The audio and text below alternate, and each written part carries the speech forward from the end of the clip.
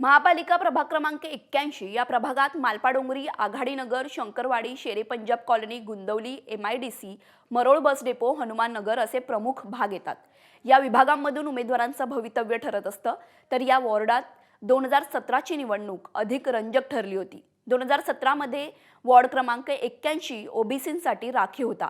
त्या निवडणुकीत शिवसेनेकडून संदीप नाईक यांना उमेदवारी देण्यात आली होती।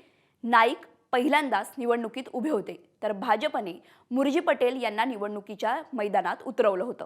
यावेळी मुरजी पटेल यांना 10,867 मतं मिळाली होती, तर शिवसेनेच्या संदीप नाईकांना 7,393 मतं मिळाली होती। त्या निवडणुकीत पटेल हे तब्बल 3,500च्या मताधिक्याने विजयी झाले होते। मात्र पटेल यांचं ओबीसी असल्याचं प्रमाणपत्र बोगस असल्याचं सांगून त्यांनी कोर्टात धाव घेतली होती।